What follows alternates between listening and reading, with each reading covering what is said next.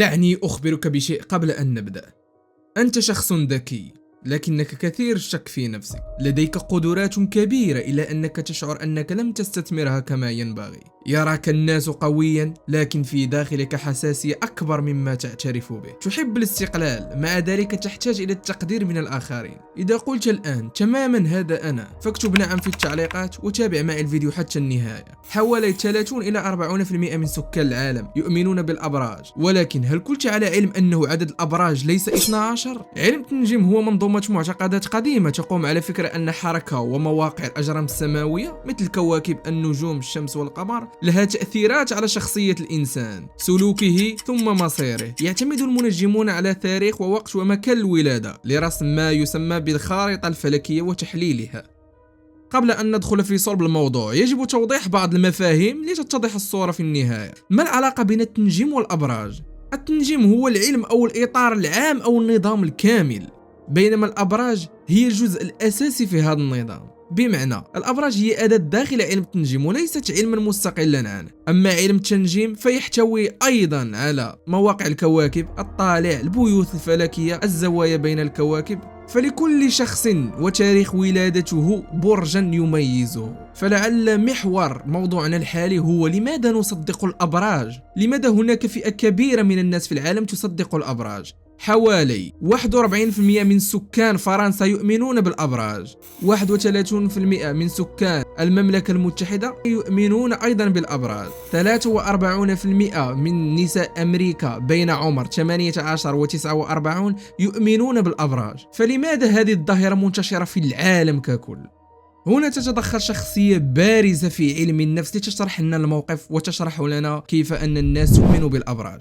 برترام فورر هو عالم نفسي أمريكي. سنة 1940 أجرى فورر اختبار شخصي لطلابه، ثم أعطاهم تحليلا شخصيا وطلب منهم تقييم دقته من 0 إلى 5. كانت النتائج مفاجئة جدا، أن التقييم المتوسط لهذا الاختبار بلغ 4.2 على 5، أي أن معظم الناس أجمعوا على تقييم دقته.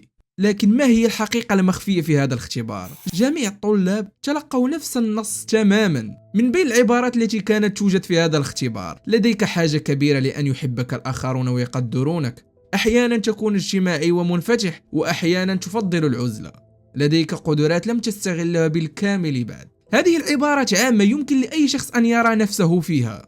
من هنا تم استنباط مفهوم أو تأثير بارنوم. تأثير بارنوم هو ظاهرة نفسية تجعل الإنسان يعتقد أن وصفا عاما أو غامضا ينطبق عليه بدقة كبيرة، رغم أن هذا الوصف يمكن أن ينطبق على معظم الناس. أعطيك مثال: ستواجه هذا الأسبوع تحديا بسيطا، لكنك تمتلك القدرة على تجاوزه. مثل هذا الوصف العام يمكن أن ينطبق على معظم الناس في أي وقت وأي زمان.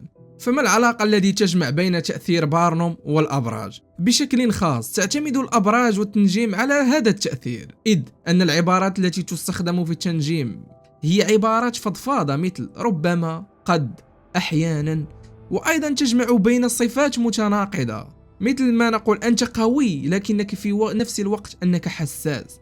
فلماذا نقع في هذا التأثير؟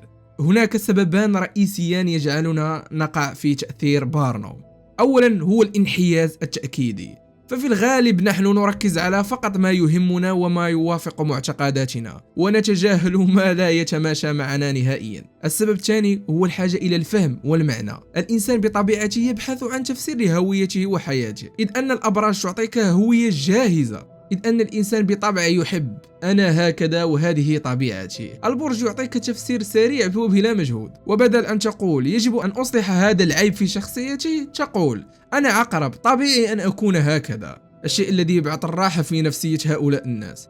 وهنا سنضرب معتقدات علم التنجيم الواهي عرض الحائط، بحيث لن يجد مؤيده وسيلة واحدة للرد. علميا لا يوجد أي دليل ملموس واحد يؤكد أن علم التنجيم أو البرج الموافق ليوم وشهر ولادتك يؤثر على شخصيتك. أما في الجانب المقابل هناك دراسة أجريت على تلاميذ من بريطانيا تحت عنوان When You Are Born Matters: Impact of Day of Birth on Educational Outcome in England.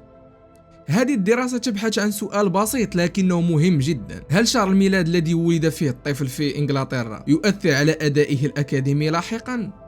لنفهم السياق، في إنجلترا سنة دراسية تبدأ في 1 سبتمبر وتنتهي 31 أغسطس. هذا يعني أن أطفالا مولودون في سبتمبر يمكن أن يكونوا أكبر بما يقارب سنة كاملة من الأطفال المولودون في أغسطس، وذلك داخل نفس الفصل الدراسي. وأهم النتائج الذي وجدوا هو أن هناك فارق في الأداء الدراسي. الأطفال الذين يولدون في أواخر السنة الدراسية مثل يوليو أو شهر 8 يميلون إلى أداء أسوأ في اختبارات بالمقارنة مع الأشخاص الذين ولدوا في أوائل السنة مثل سبتمبر أو أكتوبر وما إلى ذلك. وهذا الفارق يكون واضح في سنوات عديدة مثل في العمر 7 و11 و14 و16. فالسبب الرئيسي والراجح هو السبب الأكبر وراء هذا الفارق ليس شيء وراثي أو تقدير ذكاء، بل ببساطة العمر داخل الفصل الدراسي. الأطفال الأصغر في السنة يذهبون للمدرسة في وقت أبكر نسبيا مقارنة بأقارنهم الأكبر، أي أنهم يخوضون الامتحانات وهم أصغر سنا. هذا الفارق في العمر داخل نفس السنة الدراسية يعكس ميزة التطور الجسدي والعقل المبكر للأطفال الأكبر سنا، وما يعطيهم أفضلية في الاختبارات والتعلم والتطور الأكاديمي. يعني هذه الدراسة تثبت عكس تماما ما يقوله الأبراج: أنا أسد إذا أنا ذكي، أنا هذا أنا هكذا. فهذه كلها خزعبلات علمية لا تسمن ولا تغني من جوع. مبدأ بوليانا هي قطعة أخرى في حل الأحجية، إذ أنه نوع آخر من الأنواع الانحياز المعرفي التي لطالما العلم والعلماء لا ينفكون عن إيجاد طرق للتخلص من تأثيرها. مبدأ بوليانا هي ظاهرة نفسية تشير إلى ميل الإنسان إلى تفضيل المعلومات الإيجابية والتركيز عليها أكثر من تلك السلبية، سواء في التذكر أو الاستجابة أو التصديق. بمعنى أبسط، العقل البشري يميل إلى استقبال الكلمات المادحة والتفاعل معها بسرعة أكبر، والتجاهل أو تخفيف من وقع الكلمات السلبية. وسمي هذا التأثير نسبة إلى رواية بوليانا التي تجسد شخصية بطلة ترى الجانب المشرق في كل شيء. كمثال على هذا التأثير، عندما يقال لشخص أنت ذكي لكنك أحيانا متردد، غالبا ما سيتذكر كلمة ذكي أكثر من متردد. وهذا يتطابق تماما مع تفسير لماذا تكون أوصاف الأبراج غالبا إيجابية وتقدم بلهجة مديح حتى عندما تذكر لك العيوب. أنا الآن بصدد أن أقدم لك أغرب معلومات عن الأبراج وعن التنجيم اللي 99% من الناس لم يسمعوا عنها قط ولا مرة في حياتهم. أولا، الأبراج لم تعد في مواقعها الأصلية. الأبراج المعروفة مثل الحمل، الثور، الجوزاء لم تعد متطابقة مع مواقع الكوكبات الحالية في السماء، وذلك بسبب الظاهرة الفلكية التي تسمى سبق الاعتدالين. هذه الظاهرة تؤدي إلى تغيير تدريجي في موقع الشمس بالنسبة للكوكبات عبر آلاف سنين. نظريا قد يكون كثير من الناس منتميين فلكيا إلى برج مثلا الجوزاء، ولكنه في الواقع النجمي ينتمون إلى برج الحمل مثلا. يعني ممكن أن يكون أنت برجك مختلف تماما عن البرج المكتوب لك. تتذكر معي في بداية الفيديو قلت لك عدد الأبراج ليس 12، بل يوجد برج رقم 13 اسمه أوفيوكاس أو الحواء. من الناحية الفلكية تمر الشمس خلال 13 كوكبة على مدار السنة وليس 12 فقط. كوكبة أوفيوكاس تقع بين العقرب والقوس، إلى أن النظام الأبراج الفلكي التقليدي تجاهلها فقط للحفاظ على التقسيمة السنوية، أي 12 برج 12 شهر.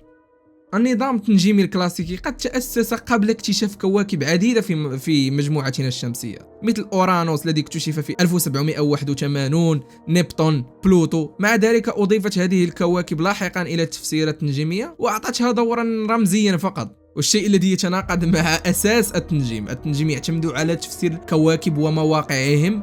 ولكن لماذا تم تجاهل 3 كواكب مكتشفة حديثا؟ والمعلومة الرابعة، بعض الأشخاص يقرؤون وصف برجهم ثم يبدأون في التصرف وفقا له، مثل أنا برج أسد إذا من الطبيعي أن أكون قياديا ومسيطرا. هذا يعرف في علم النفس بالنبوءة التي تحقق نفسها، أي أن الاعتقاد بصفة معينة يدفع الشخص إلى تبني سلوكيات تجعل تلك الصفة تبدو وكأنها حقيقية. هناك توافقية كبيرة بين التصديق بالأبراج وتصديق نظريات المؤامرة. فإن كنت تريد أن تعرف ما يدور في رأس الناس المؤمنة بنظريات المؤامرة، هذا الفيديو موجه لك.